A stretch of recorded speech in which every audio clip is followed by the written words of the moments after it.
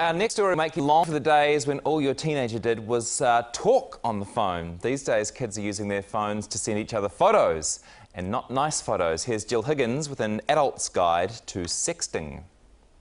Anna genuinely has no idea she's about to receive a sext. It's from me, but she doesn't know that.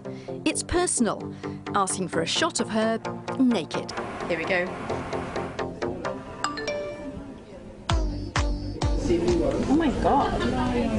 What? Did you just send me that? As I head off to explain, she's still a bit bemused. I'm not reading it out loud. But what if the sex had been for real? I'll be mortified. I think I'll be crossing the line. Definitely. So, would you think of that as sexual harassment? Yeah, if it was from someone within the workplace, definitely. Had many of them? Never. Whereas in the playground... Send me that dirty pic, send me that dirty text. Send it to my phone first, then to my Gmail next. Guys asking for pictures all the time, asking to sex. Guys go, oh, I got this girl's nudes, let's send them around for a laugh. See which ones have the best exes or bodies or whatever. A lot of people would just keep them in case the girlfriend or the ex-girlfriend is a bit mean. We can stay up sexting, I just wanna touch. The sext is the new hastily scribbled note, except you don't even have to get a friend to pass it on. It's easier to communicate over text or phone or something because you're distant, so they can say things they wouldn't usually say to say someone's face. Did you ever ask girls for any pictures? Yes. A little bit, like, okay, probably a bit more than a little bit. Because you really fancied them or just because you wanted pictures of them? A little bit of both. Are they just bragging, or is this in most schools? Well, certainly from my own experience, I see it quite a lot. It is in most schools, and I don't think you would find a police station in New Zealand that hasn't dealt with it in some form.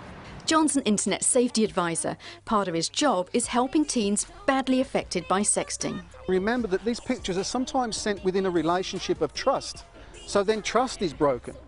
And the girl becomes very vulnerable from that point on. It's very real. Hit me up, text me on my phone. It's getting younger and younger. It's getting like 14, 12, 13. Does it put any pressure on you? Yeah, it does, because I don't want to say yes because I don't want to, but I want to say no because then they'll just stop talking to me. And if you say no, it will go around to their friends that, oh, this person is frigid. You think it's bad to be seen like that? Yeah, so you just do it. It's made it easier to be friends with benefits with them, basically sleeping together without the emotional connection. And you think that's a good thing? It's a fun thing. Now, we're not saying that today's teenagers are the first to have ever been into sex, but when you mix those hormones with all this new technology, it brings challenges our generation never had to face. He messaged me, do you want to and I just said, oh my gosh. So I could have sex and talk dirty to them over phone. It can lead to depression.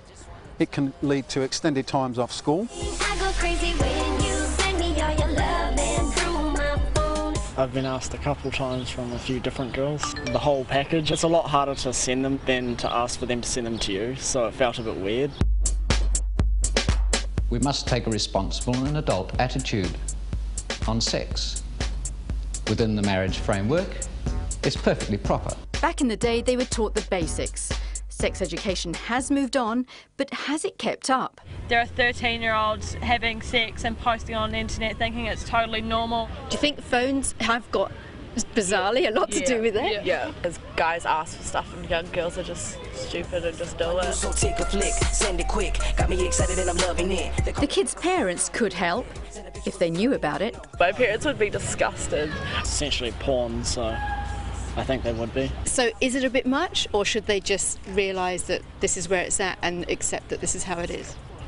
Well, I don't think it's going to stop, so I guess the only thing is to just accept it. We can stay up sexting, I just want to touch. Dr. Katie Fitzpatrick joins us now. She's a senior lecturer in health and physical education. Katie, can I ask you, can sex education in schools possibly hope to keep up with issues like sexting, or is it a battle already lost? No, absolutely. I think you're underestimating our fabulous health education teachers that are out there, and they do keep up with what's going on with young people. They spend every day with them in the classroom, and they're very aware of what young people are talking about. They write about it in their books. You know, they're out in the playground with children and young people all the time, and they are aware of those conversations. And remember, a lot of our teachers have their own children as well. So Katie, both Ellie and I have got teens, and it sort of feels from what we're hearing that they're kind of teaching the kids how to drive horse and carts when they're in the days of, having very, very fast cars. It hasn't moved on. It's more like a biology lesson is what's being given.